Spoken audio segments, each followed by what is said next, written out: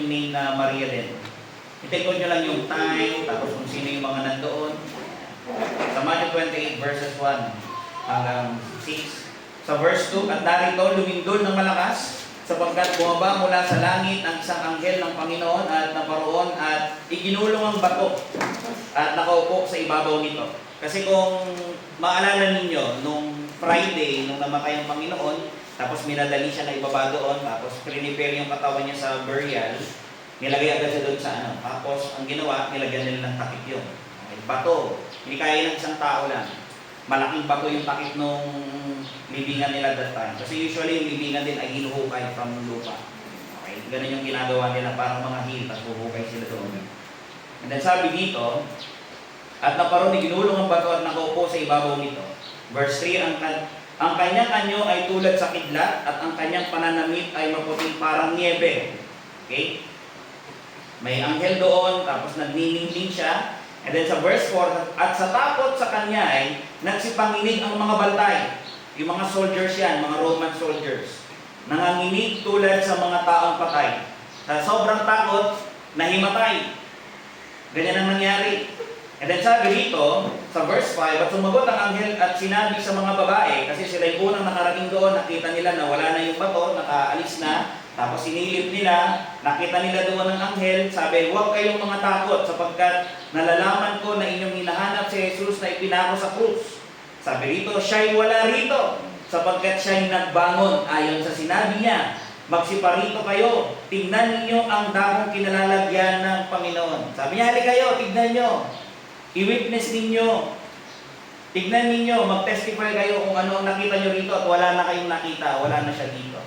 Ang title ng aking message ngayong umaga ay My Redeemer Lives. Okay, let's bow our heads and pray. Lord, thank you sa araw na ito. We pray for guidance, we pray for blessing. May you speak to your people ngayong umaga and may you pardon our iniquities and may you save some for thy glory. Guide me as well for thy glory, Panginoon. And tago niyo po ako sa inyong lipunan. In Christ I pray. Amen. Again, the title ng aking message ay My Redeemer Lives. Dito pa lang sa ating title, may kita natin na ngayon buhay ang Panginoon sa Kristo. Okay? At mabubuhay siya hanggang sa magpakailan at kailan pa man. Yung mga tao nag-celebrate ng tila ba, patay daw ang Diyos pag Biyernes. Diba? Ganun yung iniisip nila. Pero actually, inalala mo lang yung pagkamatay niya ng isang beses. Pero hindi pa laging ganun. Kung malala ninyo, last Friday, nakita natin yung first saying ng Panginoon sa Kristo. Somehow, gusto ko makita natin sa last message ng Friday, yung paghihirap ng Panginoon dun sa cross. Okay? Ine-expect ko na sa pagkaalala natin ng paghihirap ng Panginoon sa Kristo, naalala natin yung hirap niya, tayo bilang anak ng Diyos, naalala natin yung hirap niya, sana maalala natin yun. Masaktan tayo, kasi yung dahilan kung bakit siya naipako ay dahil sa kasalanan mo eh. Hindi naman sa kasalanan niya, wala nga siya nun eh. Pero yung ibig ko sabihin na magkaroon tayo ng parang pain or heartbreak doon sa pagkaalala is in a positive way. Kasi kapag naalala natin yung ginawa ng Panginoon para sa atin, all the more na-appreciate natin siya, lalo tayo nagiging mapagpasalamati sa Kanya, lalo tayo nagpapakumbaba, lalo tayo umaasa sa Kanya, lalo tayo nagiging masaya. Hindi lang dito, maging doon sa buhay na darating. Kasi kapag naalala natin yung ginawa ng Panginoon sa Kristo, we tend na alalahanin din, kumusta ba yung buhay ko? Di ba? Kumusta ba yung kayo? Kumusta ba yung buhay nyo? Kumusta yung paglakad ninyo? Habang naaalala mo yung sakripisyo at pagliligtas na ginawa ng Panginoon sa iyo.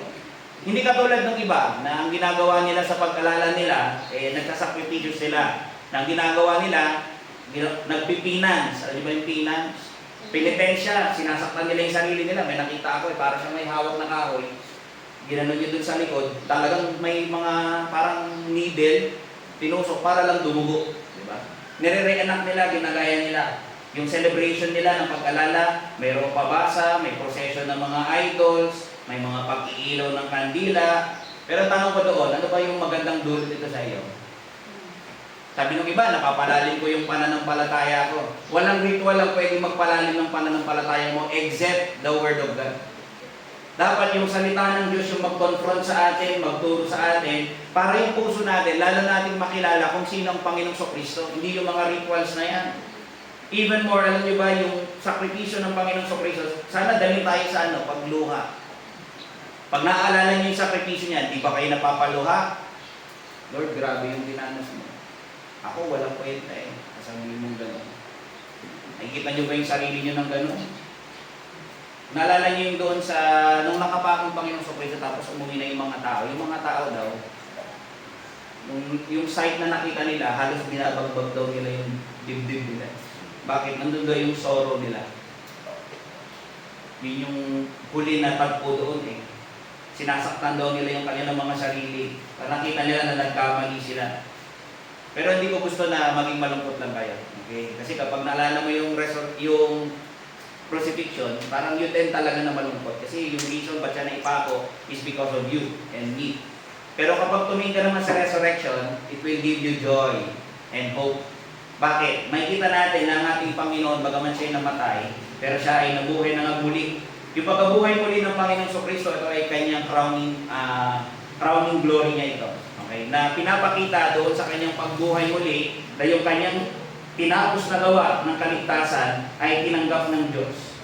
Kumbaga yung resurrection, ito ay exaltation ng Panginoong Kristo. Kasi siya lang yun eh. And then lahat ng nanampalataya sa Kanya, ganun din ang mai-experience. Pero nonetheless, yung resurrection, this is a moment na kung saan pinapakita ng Panginoong Kristo that He arose victoriously. Natalo niya yung kamatayan. Ngayon ay pinagdiriwang natin, tsaka ginugunita natin yung pagkabuhay muli ng Panginoong Kristo. Alam niyo ba na doon sa kanyang pagkabuhay muli, tinalo niya ang kamatayan, tinalo niya ang dyablo, tinalo niya yung kapangyarihan ng dyablo. Di ba? Yung kamatayan. Paano? By dying and by resurrecting. Ganun ang ginawa ng Panginoon. Kaya sabi ni Paul sa 1 Corinthians 15:55, "O death, where is thy sting?" Nasaan na yung plague mo? Ano pa yung kaya mong gawin? The sting of death is sin, and the strength of sin is the law. Pero sabi niya dito, "But thanks be to God which giveth us the victory through our Lord Jesus Christ."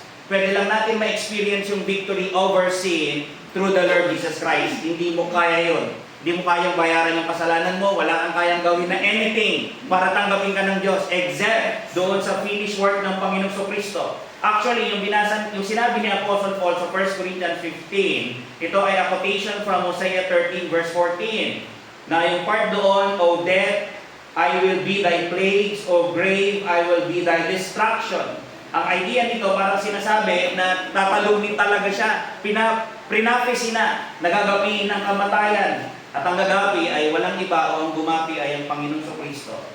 Pero alam niyo yung point nito, makikita natin na ang kamatayan ay wala nang kapangyarihan sa sino man na nanampalataya sa Panginoong Kristo. Bakit? Sinira na nga ito ng Panginoong Kristo sa pamamagitan ng kanyang pagkabuhay muli. Na-defeat na. Kaya itong pagkabuhay muli ng Panginoong Kristo, ito ay pag-asa sa atin. Nabanggit ko kanina na natalo na yung kaaway. Nakalagay sa 1 John 3:8, sabi doon, "For this purpose, the Son of God was manifested," or dumating daw ang anak. Bakit? "That He might destroy the works of the devil." Bakit siya nandito? Para i-destroy. Sirain daw yung works ng devil. Ano ba ang work ng devil? Yung alipinin ka sa kasalanan. Yung bulagin ka. Hayaan ka na magpatuloy sa kasalanan mo and eventually, mapahamak yung tao. Yan yung works ng devil. Nang-i-influensya sa ng mga tao para magpatuloy sila dun sa kasalanan. Pero yan daw, sinira daw yan ng Panginoong Kristo sa pamamagitan ng kanyang kamatayan at hindi sa kanyang pagkabuhay na muli.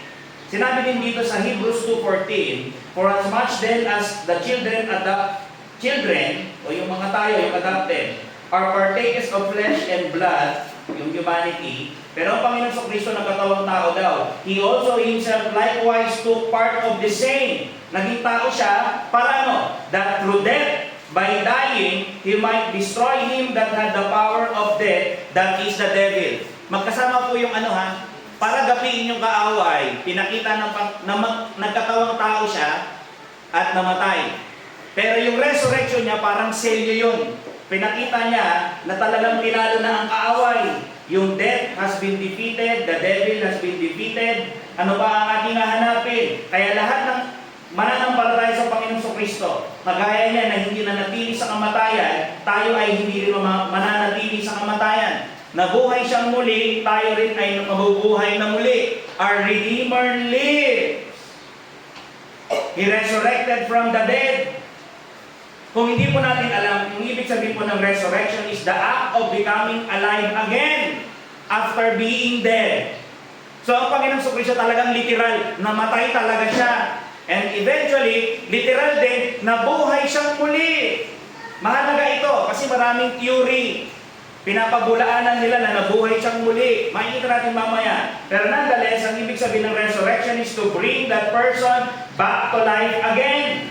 Usually, kapag binabanggit yung resurrection, ang laging iniisip natin is the resurrection of the Lord Jesus Christ. Every time na naririnig natin yung word na resurrection, ay si Lord Jesus. And then it follows na lang, tayo rin magre-resurrect. Pero palagi natin naiisip is yung resurrection ng Panginoong Kristo. Alam natin kung sino ang bumuhay sa Panginoong Kristo. Ang sabi ng Acts 2:24, whom God had raised up. Ang nag-raise up, sino bumuhay sa Panginoong Kristo? Ang Diyos. Sabi ng Acts 3:15, whom God had raised up from the dead. Ephesians 1:20, when He or God raised Him from the dead. Romans 8:11, but if the Spirit of Him or God that raised up Jesus from the dead dwell in you. Pero dito, gusto makita nyo, God raised up Jesus Christ. Romans 6:4, that like as Christ was raised up from the dead by the glory of the Father, sabi niya ganun, or by the power of the Father. Sino bumuhay sa Panginoong Kristo? Ang Diyos Ama. Pero alam niya, may sinabi rin sa salita ng Diyos, isang beses lang. Sabi dun sa 1 Peter 3:18, for Christ also hath once suffered for sins, the just for the unjust, that He might bring us to God, being put to death in the flesh. Itong sabi ng 1 Peter 3:18, but quickened by the Spirit. May nga nagsasabi, ang sabi nila, yung Spirit daw dito is yung soul daw ng Panginoong Kristo. Pero hindi, yung idea rito is yung Godhead. Ni-raise up daw siya ng Godhead. Sabi, yung banal na Spirito. Kasi persona din siya eh. Ang bumuhay sa Kanya ay ang Ama, ang bumuhay din sa Kanya ay ang banal na Spirito. Pero alam niyo ba, sinabi rin ng Panginoong Kristo, He claimed also na kaya niyang buhayin yung sarili niya. Sabi niya sa John 2:19, destroy this temple and in 3 days, I will raise it up. Sabi niya ako. Bakit? I am divine. I am God. Kung yung Ama, kaya niya akong buhayin, kaya kong buhayin ng sarili ko, kaya din ng banal na Spirito. Sabi sa John 10:18, no man take it from me, but I lay it down of myself. I have power to lay it down, and I have power to take it again. Grabe, no? Kaya niya raw ibigay yung buhay niya, kaya niyang bawiin. Ito, iwan ko na lang kung di ka maniwalang Diyos siya. Minsan yung mga tao naniniwalang tao lang daw si Kristo kasi sinabi nung iba. Pero if you will study yung Scripture, kukonvince ka ng Scripture that Jesus is divine, that Jesus is God. Pag gano'n yung belief ng tao, pinapakita niya lang, hindi siya nag-aaral, hindi siya nagbabasa. Sarili yung pinaniniwalaan niya, tao yung pinaniniwalaan niya, not God. Very clear yung Scripture. Kaya dito nakakatuwang makita natin na ang bumuhay sa Panginoong Kristo ay ang Ama, ang Espiritu, at Siya. Alam niyo, makikita niyo rito? Yung resurrection is the work of the triune God. May nabasa nga ako sabi doon, the triune God raised Jesus from the dead because there is one God who acts inseparably. Hindi naman pwedeng kalas-kalas sila. Ay, hindi, yung Ama lang ang bumuhay pero walang part yung anak niya. Hindi pwede. Because nagkakaisa sila, they are united, there is unity in the Trinity. And then sabi rito, He's not divided and confused. All actions of God are actions of the divine persons. Nonetheless, within the unity, there are distinct persons who act with that same divine power, authority, and will because they are each fully and truly God. Sabi ganun ng quotation. Pero ngayong araw, yun yung ating titignan, yung resurrection. Dalawang bagay lang. Tignan natin yung evidences and at the same time, the importance. Ano ba yung mga evidences? Kanina nakita natin, tignan lang muna natin, no? May makikita tayo sa doon ay, nabuhay muli ang Panginoon Kristo, sabi ng angel, di ba? Dineclare Sabi niya, wala siya dito, He is risen. Sabi niya ganun. Ano nakita natin doon? maglakbay tayo. Mentally. Wala tayo doon sa tomb. Pagdating ng mga babae doon, nakabukas na yung pintuan, na-roll away na yung bato na malaki. Pagpasok nilang ganon, mayroong angel sa labas, mayroong angel dun sa loob, dun nila nakausap. Pagtingin nila, wala na rito yung katawan. Sabi ng angel, wala dito yung hinahanap nyo. He is risen from the dead. Diba sinabi niya sa inyo? He is not here. Sabi dun sa Matthew 28. For he is risen as he know that he seek Jesus which was crucified. Sabi niya ganon. Alam niyo mga nakakita dito din sa empty tomb ay yung mga babae. Sabi dun sa verse 1 ng Matthew 28. Came Mary Magdalene and the other Mary to see the sepulchre. Pero kapag inaral natin yung harmony ng Gospels, dalawang group daw ng mga babae yung pumunta doon sa tomb ng Panginoon Kristo nung umaga na yon, na galing sa magkaibang direction. Hindi ko alam kung nag-usap pa sila na makikita na lang sila ron. Hindi ko alam. Pero kasi makikita natin, may mga ibang kasama dito. Sila Joanna, later on binanggit doon sa Luke 24. Ang sabi sa 24:8, and they remember these words and returned from the sepulchre and told all those things unto the 11 and to all the rest. It was Mary Magdalene and Joanna, and Mary the mother of James, and the other women that were with them, which told these things unto the apostles. Anong sinabi ng mga babae? Pumunta kami doon sa tomb, walang laman. Sabi doon, nakita namin yung mga angels doon, nang sabi, nabuhay na daw siyang muli. Ang ginawa ni Peter, then arose Peter and ran to the sepulchre, and stooping down, he beheld the linen clothes laid by themselves, and departed, wondering in himself at that which was come to pass. Nag-iisip siya, ano itong nangyayari na ito? Sinabi na ng Panginoon, nabubuhay siyang muli. Hindi naman nila ini-expect eh. Kaya dito, parang yung pagpunta nila doon, tignan mo nga, to make sure. Diba, sinabi naman na ni Lord, mamamatay ako pero bubuhay akong muli. Pero sila parang indifferent yung ano nila na, hindi ko sure kung mabubuhay siyang muli. Ganun yung dating sa kanila eh. Pero dito, there's something na gusto kong makita nyo. Nakita ng mga apostles na walang naman yung tomb. Nakita ni Peter, nakita ni John, nakita ng mga babae. Walang naman. Yung linen clothes nandoon din. Kapag namatay sa Israel, usually ang ginagawa, binabalot nila yun ng linen clothes, tapos hinahaprosan nila yun ng mga spices, mga pabango. Ganun nila piniprepare yung katawan ng Panginoon. Kaya lang, nawala daw yung body ng Panginoon Kristo, pero yung linen clothes, nakita ni Pedro. Inalis. Nung nabuhay siyang muli, siguro kung i-imagine natin, ano nangyari sa Panginoon Kristo? Siguro pagbangon niya, inalis niya, tapos iniwan niya doon. Ganun ang nangyari. Yung katawan ng Panginoon wala doon kasi nabuhay siyang muli. Pero alam niyo ba, yung fake news, hindi lang yun ngayon. Kahit nung unang panahon, meron din mga fake news. Kasi pinapabulaanan nila yung resurrection ng Panginoon Kristo. Alam niyo ba, mayroong theory na stolen theory. Sabi nila, kaya daw wala daw yung katawan ng Panginoon Kristo doon kasi daw hinakaw. Kung maalala niyo sa Matthew 28:11-13, kasi bago mangyari yung araw na ito, pumunta raw doon yung mga official, sabi doon, and when sa Matthew 28:11, now when they were going, behold, some of the watch or guards came into the city and showed unto the chief priests all the things that were done, and when they were assembled with the elders and had taken counsel, they gave large money unto the soldiers, say ye, his disciples came by night and stole him away while he slept. Gumawa sila ng ano rito, deception. Nung nawala yung katawan ng Panginoon doon, ano ba nangyari? Di ba nagkaroon daw ng lindol? Tapos nakakita sila ng angel, nanginig sila, nahimatay. Nung nagising sila, wala na yung katawan, pumunta sila doon sa mga elders, nireport nila, sir, nawala na yung katawan doon. Sabi ng mga lalaki, hindi. Sabihin nyo, ito pera, sinuhulan.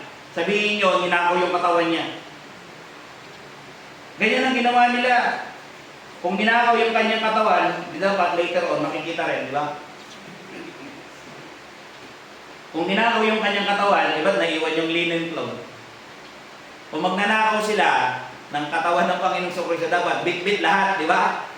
Pag alangan nandoon ka na, ay tanggalin, parang regalo. Magnanakaw ka ng regalo. Tatanggalin mo ba muna yung gift wrapper? ay, iwanan ko tong gift wrapper, baka kailangan nila ito. Gaganon ka ba? Ang ginawa nila, sabi nila, sabihin nyo sa mga tao, pamalitan ninyo, na ninakaw ng mga disciples. Imposible. Kasi kung nanakawin yung katawan, dapat kasama lahat. Di ba? Sa John 20 verses 3 hanggang 5, sabi doon, Peter therefore went forth and the other disciple and came to the sepulchre, so they ran both together, and the other disciple did outrun Peter, ito yung si John, and came first to the sepulchre, and he stooping down and looking in, saw the linen clothes lying, yet went he not in. Diba? Nakita may nakakita. Nakita nila empty yung tomb, nakita nila nandoon yung wala yung katawan, pero nandoon yung linen clothes. Pero ang theory nila, hindi daw nag-resurrect. Ang sabi nila, ninakaw daw yung katawan ng Panginoon. Grabe, no?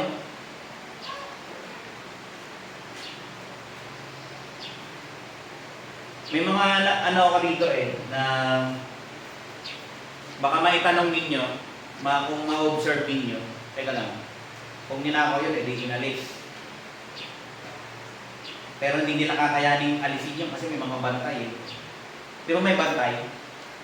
Kung nanakawin yung katawan, sa anong time nila nanakawin? Alam ba nilang darating yung angels? Alam ba nilang mahihimatay sila? Di ba hindi? Kaya very, imposible yung claim nila na ninakaw yung katawan ng Panginoon Kristo. Pero dito very amazing. Kung papansinin nyo, basta, di ba ni-roll yung stone? Hindi ba kaya mag-resurrect ng Panginoon tapos tumahos na lang siya ron? Katulad ng mga latter times na ginagawa niya. Di ba, minit niya yung disciples dun sa upper room. Di ba, tumatagos lang niya sa pinto? Tumatagos siya ng pader. Ganun yung glorified body niya. Pumapasok siya sa pinto kahit hindi binubuksan. Kung nag-resurrect siya, di ba pwedeng wag nang buksan yung stone? Kasi nakita natin, binuksan Bakit kailangan buksan pa yung stone?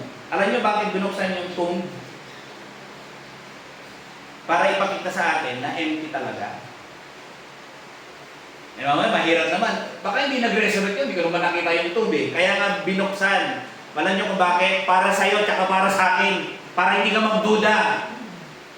Na wala talaga yung katawan niya ron. Nag-resurrect talaga siya. Tayo yung kino-communicate noon. Yung mga witnesses at that time. Para ma-realize sila that truly, that Jesus resurrected from the dead.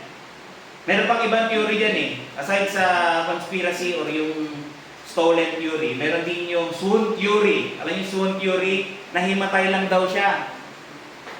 Nung Friday nung hapon, 3 o'clock, yung sabi niya, Father, into thy hand I commend my spirit. Nahimatay lang daw pala.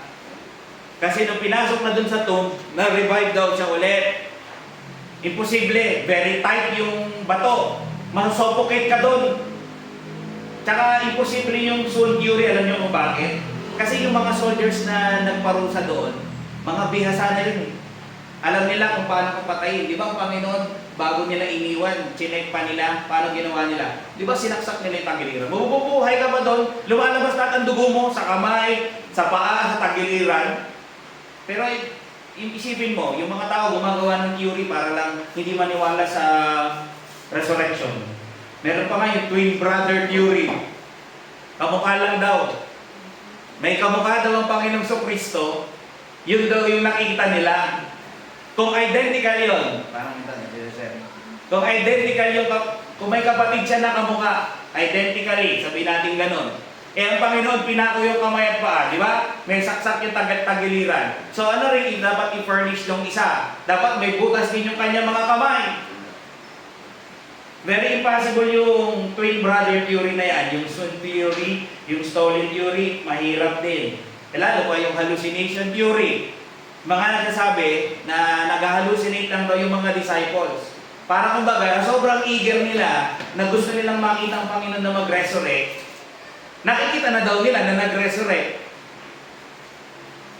Pag sa sobrang gusto mo daw ng isang bagay, mga ganun nag-hallucinate yung mga tao Pag sobra yung desire nila, parang nakala mo, nakikita na nila yung hinahanap nila Pero imposible naman yan. Bakit? 500 yung nakakilala sa Panginoong Kristo. Nakalagay sa 1 Corinthians 15:5. And that he was seen of Cephas, then of the 12.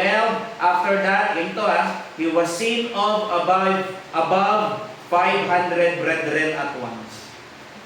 More than 500 yung nakakita. Ano yun? Sabay-sabay nag-hallucinate. Pag nag-hallucinate daw, based sa medical, usually ay individually ang hallucination. Hindi yan publicly. Okay? Not unless pare-parehas yung nag-ano.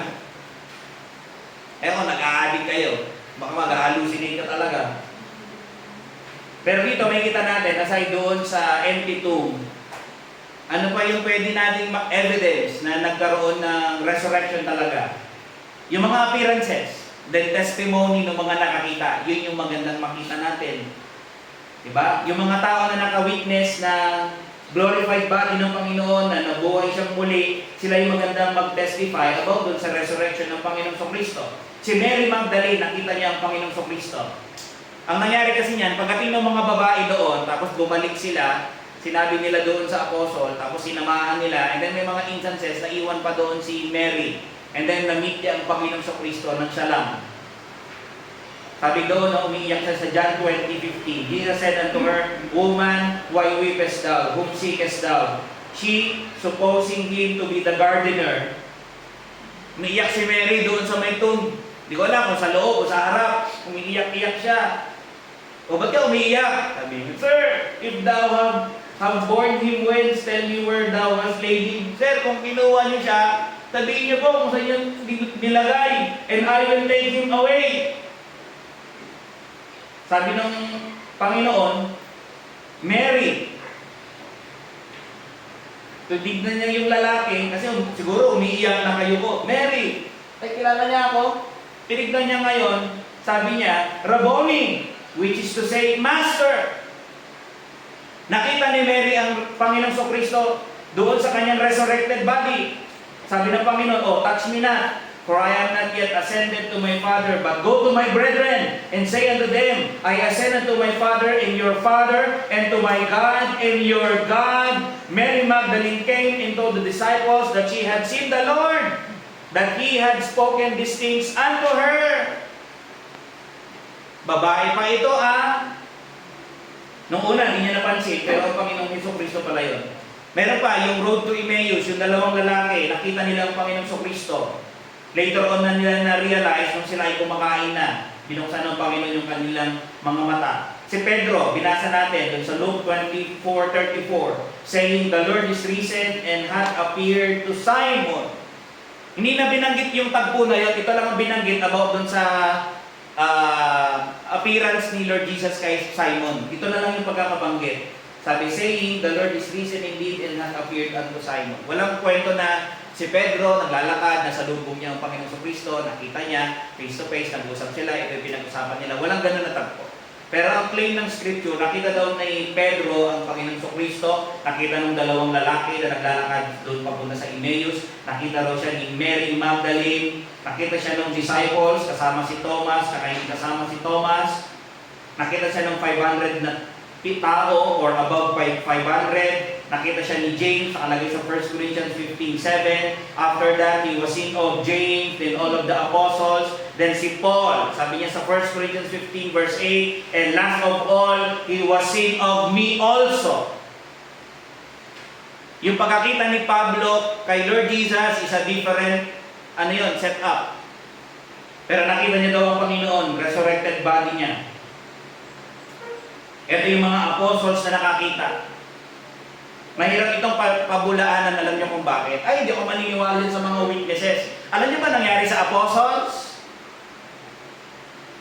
After ng resurrection, nung umalis ang Panginoong Kristo, nangaral yung mga apostles, naging matapang na sila.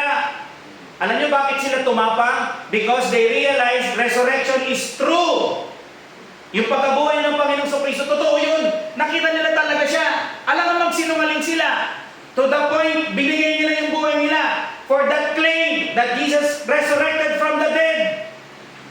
Yung preaching nila na nabuhay ang Panginoong Kristo, sinelyuhan nila ng sarili nilang dugo. Tapos hindi ka maniniwala. Tignan mo sa history. Alalahanin mo. Pastor, sa Bible, nakikita natin may mga disciples dyan. Pero pag sa history mo tinignan, ano ang nangyari sa bawat apostles? They were martyred. Binigay nila yung buhay nila para sa Panginoong Kristo. Tapos hindi mo i-admit. Ang dami nga nakakita. Parang sa korte lang yan, di ba? Ano yung dinadala doon? To prove something. Tinatanong kung mayroong witnesses. Credible ba yung witnesses? Alam nyo dito, amazing pa nga eh. Alam nyo bakit amazing dito? Kasi yung resurrection day ng Panginoong Kristo, alam nyo unang mga nakakita? Mga babae. May something doon. Habang inaaral ko to, doon ko nalaman na during time pala ng Panginoong Kristo, mababa ang tingin sa mga babae. Alam niyo ba kapag dating daw sa korte, hindi daw nila pinakikinggan yung testimony ng babae. Wala daw bilang. Wala kang bilang. Ganun sa time nila. Ang kawawa naman yung mga yun. Ang baba naman ang tingin. Ganun. Eh, nung ginawa rito ng Panginoong Kristo, in-elevate niya yung condition ng mga babae dito na kahit pa paano, through dun sa kanyang resurrection, through the sharing ng Word of God, yung testimony nila ay magiging maganda na, acceptable. Kaya nga pag pinansin natin, yung nangyayari sa time nila na parang walang bilang yung testimony ng babae, kaya nagpunta sila sa mga apostol, sabi nila, nakita namin ng Panginoon. Tapos yung tomb empty, takbo nga muna ako doon. Hindi nga naniniwala sila Pedro eh. Sila muna, tignan namin ang sarili namin. Kaya pumunta si Pedro, pumunta si John, para makita nila ng sarili nila. This is just beautiful na makita natin na ganun, no? Na yung mga babae somehow, itinataas ng Panginoon dito. Alam nyo po ba, bakit mga babae pa yung mga una nakakita? Ano to kumbaga, nung time nila, yung mga babae nga, sabi ko kanina, hindi ganun ka-taas yung pagtingin sa kanila. Pero alam niyo ba, during ministry ng Panginoon sa Kristo, kung sino lagi nag-help sa Kanya, yung mga babae na yun, nag-help sila, tumutulong sila, lahat ng kaparaanan, resources, pera, service, yung bahay, pinapagamit nila, lahat. Saan mo, nakikita ko dito na in-honor ng Panginoon yung mga babae dito dun sa mga services nila. Alam niyo, yung mga paglilingkod niya sa Panginoon sa Kristo, di naman niya binabaliwala. Pwede hindi namin ma-appreciate yung mga tao, pero na-appreciate yun ng Panginoon. Kaya sa Kanya kayo maglingkod. Siya yung paglingkuran nyo. Sa Kanya kayo tumingin. Na-appreciate man kayo ng tao o hindi. In due time, i-honor ng Panginoon yun eh. Ito yung nakakatuwa dito. In-honor ng Panginoon yung mga babae nito. Pero nonetheless, makikita natin na maraming mga witnesses doon sa nakakita ng resurrection ng Panginoon sa Kristo. So, we are compelled to believe. Pero, kailangan natin makita pa yan, ma-realize natin na totoo ba yan, ma-establish natin totoo o hindi yung resurrection. Ano bang significance yan? Alam nyo, napakahalaga nito. Alam nyo kung bakit? Kasi dito rin nakasalalay yung pagkabuhay natin muli. Mahalaga na maintindihan natin yung pagkabuhay muli ng Panginoon sa Kristo. It speaks of our bodily resurrection as well. Nakakonect tayo doon. Kung totoo yung resurrection niya, edi tama yung sabi ng Word of God, sabi ng 2 Corinthians 4:14, knowing that He which raised up the Lord Jesus shall raise up us also by Jesus. Yung resurrection natin, nakakonect dun sa resurrection niya. Pag hindi totoo yung resurrection niya, hindi tayo magre-resurrect. Pero tayo na totoo, mabuhay muli ang Panginoong Kristo. Kaya tayong mananampalataya, we have hope na tayo din ay magre-resurrect. Mabubuhay tayong muli. Kaya nasabi ni Paul dito, knowing. Andun yung confidence niya sa 2 Corinthians 4:14. Mayroon siyang assurance. Totoo yun, magre-resurrect tayo kasi nag-resurrect ang Panginoong Kristo. Mananampalataya tayo. By the way, lahat lang ng believers hindi lahat. Hindi ako naniniwala na lahat ng tao ay masasave. Pero pinili ang Diyos. Alam niyo gumagawa ng mga kasalanan dyan, parehas lang pala kami. Hindi ganun ng Diyos. Ang Diyos ay may pamantayan. Ang panawag niya sa mga tao na nabubuhay sa kasalanan, mali yung paniniwala nila, lumapit sila sa Kanya, manampalataya sila sa Kanya. Alam niyo, yung resurrection natin, nandun din yung idea na Pagbabago. Babago daw yung katawan natin. Bakit mahalaga yung resurrection ng Panginoong Kristo? Kasi para ma-realize din natin na tayo din magre-resurrect, magkakaroon din tayo ng pagbabago ng katawan. Philippians 3:21, who shall change our vile body, that it may be fashioned like unto His glorious body. O nakita mo, yung resurrection ng Panginoon, mahalaga siya. Bakit? Kasi kung ano yung resurrected body niya, ganun daw yung magkakaroon tayo. So hindi siya, alakan, hindi mo paniwalaan yun. Hindi pwedeng hindi ka magre-resurrect. Pangalawa, bakit mahalaga yun? Pangalawa, it speaks of our justification. Anong justification? Yung acceptance natin sa Diyos. Hindi tayo tanggapin ng Diyos kung hindi rin siya nag-resurrect. Nakasalalay yung acceptance ng Diyos sa atin. Yung pagtingin ng Diyos sa atin sa Panginoong Kristo doon sa kanyang resurrection. Ang sabi ng Romans 4:25, who was delivered for our offenses, namatay daw ang Panginoon para sa mga kasalanan natin, and was raised again for our justification, for our acceptance, para sa kapatawaran ng ating mga kasalanan, para tayo ay maipanumbalik sa Diyos. Lahat yun magkakasama. Bakit ginawa ng Diyos yun? Kung tayo nanampalataya sa Kanya, bakit tayo tatanggapin ng Diyos? Because of Christ's resurrection. Hindi lang death, hindi lang burial, pero pati resurrection, package. Hindi pwedeng iwaiwalay. Ay, hindi ako naniniwala sa resurrection. Naniniwala lang ako sa death and burial. Hindi ka ligtas. Very plain. Package ito. Lahat ito hahawakan mo. Lahat ito mapapasakop ka. Lahat ito yayakapin mo. Yung resurrection ng Panginoong Kristo, this is God's declaration of His approval doon sa ginawa ng Panginoong Kristo. Sa Philippians 2:9, wherefore God also hath highly exalted Him. Bakit? Kasi nga doon sa death niya, sinacrifice yung sarili niya, burial, and saan pa? Yung resurrection, paano itinaas ng Diyos yung anak niya? One way, through resurrection.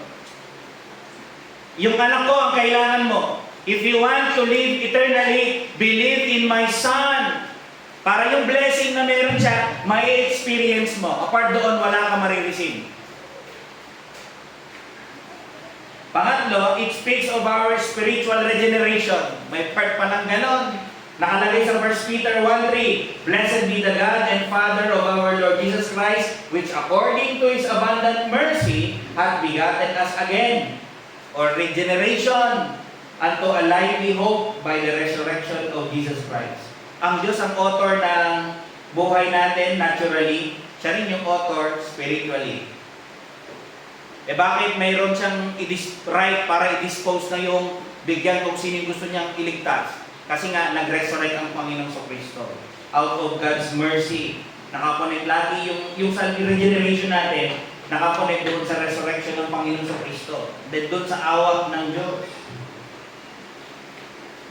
Ganun kahalaga yung resurrection ng Panginoong Kristo. Alam nyo, hindi, bakit ganun na lang kung eager ka, Pastor? Parang nandun yung passion mo dyan na Kasi alam nyo, sa Christianity, very central kasi yung resurrection eh.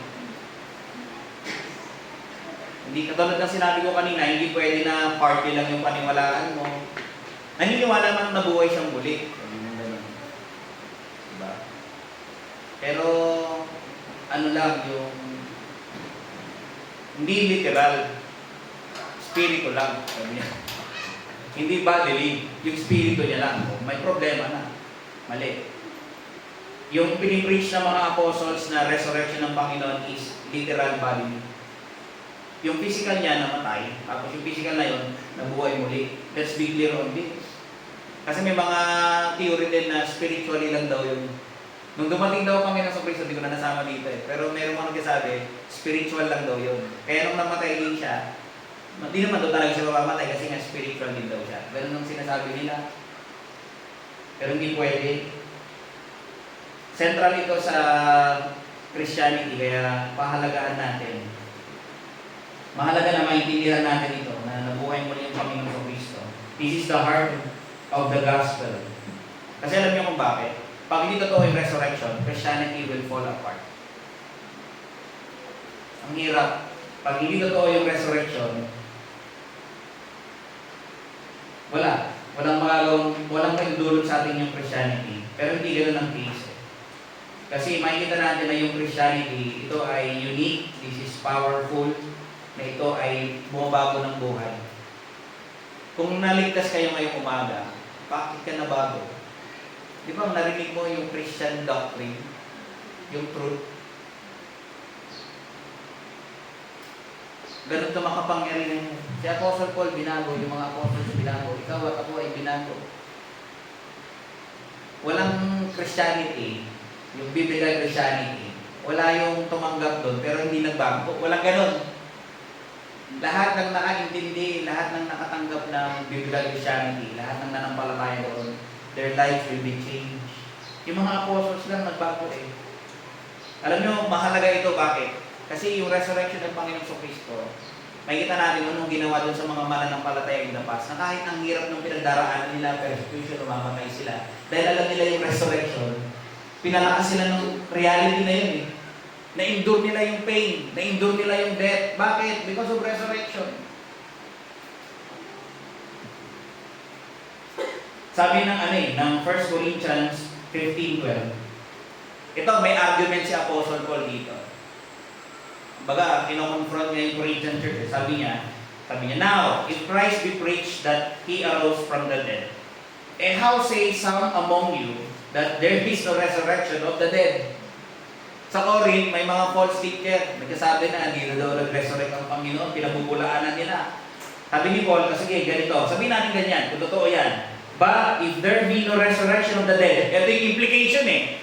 Kung hindi totoo yung resurrection from the dead, then is Christ not risen? Kung walang resurrection, edi yung pinipreach ko pala na nabuhay muli, hindi totoo yun. Kasi nuwalingan yun, sabi niya. And if Christ be not risen, kung hindi nga nabuhay ang Panginoon Kristo, kasi nga wala naman pala ng resurrection, ito sabi ni Paul, then is our preaching vain. Walang kwenta yung ginagawa ko. Bakit pa ako naglalakbay? Tinuturo ko sa mga tao yung pananampalataya kay Kristo, doon sa kanyang kamatayan, pagkabuhay na nagmuli. Bakit pa? Vain pala yung preaching ko. Tapos kayo, na-convert kayo sa Christianity. Sasabihin nyo, hindi pa totoo ang resurrection. Di walang kwenta yung faith nyo.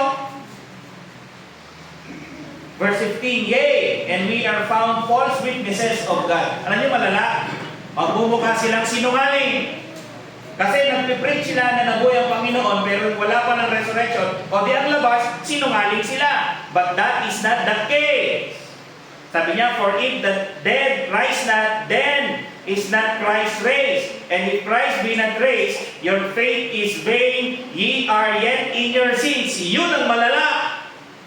Kung hindi daw siya nabuhay na nagbuli, hindi siya namatay para bayaran yung kasalanan natin, hindi siya nangabuhay na nagbuli. So, ibig sabihin, wala tayong tagapagligtas. Walang tumubos sa kasalanan mo. You don't have a redeemer. Walang nagligtas sa'yo kung walang resurrection. Ganun ang mangyayari niyan. Di nasa kasalanan ka pa, hindi ka ligtas. Mapapahamak ka. Verse 18, then they also which are fallen asleep in Christ are perished. Paano yung mga namatay na naniniwala na nabuhay ang Panginoon? Alam nyo? Nasa impyerno na sila. Yun ang sinasabi lang ni Apostle Paul, yun ang argument niya. Kung totoo na walang resurrection, ang daming masisira. Yung mga naunang nanampalataya na may resurrection, di napahamak na pala sila kasi lies pala yung narinig nila kasi lungalingan. Pero but that is not the case. Ano lang ito, ina-argument lang ni Apostle Paul. Sinasabi niya, di totoo yan, walang nag-resurrect. Ganito yung mga masisira. Mapaplat yung baka mali-destroy yung Christianity, pero hindi nga ganun eh. Bakit? Malinaw na ang Panginoong Kristo ay nabuhay na nagmuli, siya ay naluklok doon sa kanan ng Diyos, at siya ay babalik muli. Buhay siya ngayon eh. Di ba umakyat? O di ba balik? Buhay siya. Makita natin na yung preaching ng Panginoon, yung preaching ng Ebanghelyo, mabunga. Kasi bakit? Totoo yung resurrection. Kasi ang banal na Espiritu nagbibigay ng buhay dun sa mga mananampalataya. Yung kasalanan natin, pinatawad na. Yung mga apostles na nagpipreach ng gospel, true minister sila, hindi sila sinungaling. Kasi totoo yung resurrection eh. at alam niyo kung totoo yung resurrection, di meron tayong pag-asa sa kamatayan. You have hope in your death. And Lord, as I believe sa inyo, Panginoon, I look up dun sa marvelous or great resurrection mo. Na one day, I will live again kasama ka. Anong hope nyo? Ba't kayo, ano yan? Kaya ang hirap, mga kapatid, ang hirap pag wala, di mo naiintindihan ito at wala kang pag-asa. Ano yun, nag-aalala ka na lang, pag namatay ako kayo, ako. Kaya ang mahirap, deceive ka. Akala mo, pag namatay ka, pupunta ka sa langit. Pero wala kang evidence, wala kang reason, hindi mo alam ang reason bakit ka pupunta ko. Sabihin mo lang sa akin, kasi nabaptize ako ng bata ko eh. Ha? Pwede ba yun? You have to understand itong resurrection ng Panginoong Kristo. I'm about to end. Simple lang yung goal ko sa sermon ng mga kapatid. Gusto ko kunin yung attention ninyo, makita natin yung reality ng ating tagapagligtas ay nabuhay niya. There are several and napakadaming evidences. Biblically, historically, na nabuhay muli ang Panginoong Kristo. Silipin niyo yung tomb ngayong umaga. Nakita mo na ba yun? The tomb is empty. Narinig mo ba yung testimony ng angel? He is risen. Narinig mo na ba yung testimony ng Mary Magdalene, ni Peter? Gusto mo kausapin? Pedro? Gusto mo kausapin si James? Yung mga apostles? O yung 500? Diba? Ay, mahirap yun. Kasi is to believe. E di hindi pwedeng mag-judge yung judge. Diba? Ang dinidinig lang ng judge, mga testimony, diba? Ay, di ako maniwala. Wala naman ako dun sa krimen eh. Hindi ko kayo ma-judge. Ang ina-assess mo, pinapakinggan mo yung mga sinasabi nila, yung testimony, and then dapat ma-convince ka rin. So, with the apostles. Kung nandito yung kapag testimony natin sa Apostle Paul, andun sinabi niyo sa Corinta, sinabi rin sa Gospels, nakita talaga nila, yung mga babae nag-testify sila. Kita namin siya. What more? Ano pang kailangan mo? May you realize na tagapagligtas ay nabuhay ng muli. May mga evidences pa yan. Yung church natin, yung existence ng church ngayon, kung hindi totoo yung resurrection, di bakit mayroong church? Kasi the very presence ng church sa earth, makikita mo doon na bunga mo ng preaching, ng resurrection ng Panginoong Kristo. Though yung iba corrupted. Yung martyrdom ng mga apostles, di ba evidence yun ng resurrection? Kaya nga nila nagawang ibigay yung buhay nila eh. Naniniwala sila na mabubuhay din sila. Di ba? Ano sabi rin ni Stephen nung mamamatay na siya? Di ba same thing? Receive my spirit. Kasi naniniwala sila, mabubuhay ako eh. Ano kung patayin niyo ako? Sabi ni Pedro, ano kung patay, ipako niyo ako ng kabaliktad. Sabi ni Andre, kung ipako, ano naman kung ipako niyo ako ng pa-X, yung St. Andrew's Cross. It doesn't matter. We will live. I will live. Mabubuhay ka ba? Uli. Sana yung mga aral na ito, mga kapatid, dalhin tayo sa pamumuhay ng tapat at masaya. Sana kung naiintindihan mo ito, lalo kung mabubuhay ng tapat. Anong matapat? Banal. Magiging obedient ka sa Diyos. Iiwasan mo yung mga kasalanan sa buhay mo. Mas lalo ka rin magiging masaya. Kahit wala kang pera, you will be happy. Bakit? I will live. Mamaya, paglabas niyan, isipin mo, pag-isipan mo, my Savior lives and I will live eternally as well. Di ba magiging masaya ka na? Kahit pagtingin mo sa bulusan mo, ay wala naman akong pera. Pero meron kang kasiyahan na hindi mo tutumbasan ng pera. And secondly, sana itong resurrection na ito, pag-isipan natin continually. Hindi lang ngayon. Usually, mga namamanata, ngayon lang eh. Sabi ko sa mga comment na babasa ko, namanata, later, tagay. Di ba? Nakita nyo ba yun sa Facebook? Yung mga namamanata, nabigatan. Ang ginawa nung nag-act as Christ, sinipa niya yung umaano sa kanya. Pinoportray nila ang Panginoong Kristo. Tapos sila naghampas, nanipa din. Siguro nasaktan. Di ba? Sira. Ginagaya-gaya nyo eh. Pero hindi na kailangan ulitin kasi yun eh. Yung mga kaibigan namin ngayong umaga, ang Panginoong Kristo ay yung tanging tagapagligtas. Namatay siya para sa ating mga kasalanan, tinubos tayo nito sa kabayaran nito at kapangyarihan. Siya ay namatay at nabuhay na muli upang sa pamamagitan noon ay magkaroon ka ng kapatawaran at buhay na walang hanggan. Yung mga kaibigan namin, alalahanin ni John 11:24. Martha said unto him, I know that he shall rise again in the resurrection of the day, resurrection at the last day. He has said unto her, sabi ni Lord Jesus, I am the resurrection and the life. He that believeth in me, though he were dead, yet shall he live. And whosoever liveth and believeth in me shall never die. Believest thou this? Let us bow our heads and let us pray. Lord, we thank sa araw ito. We praise and honor you. And may you prick our hearts ngayong umaga. Yung mga tao din, may they value yung resurrection ninyo. Dala ito ng galak sa aming puso. Katibayin nito ang aming pananampalataya. And all the more ay i-induce kami nito para mabuhay kami ng nararapat o naaayon sa inyong kalooban, Panginoon. Dahil po kami sa kasalanan sa araw-araw. Ano man yung mga pagkukulang namin, Panginoon, patawarin niyo po kami. May this be the time din ng confession and make our hearts aright sa inyong harapan, Panginoon. And sing song for the Lord. In Christ I pray. Amen. Sige po muna tayo.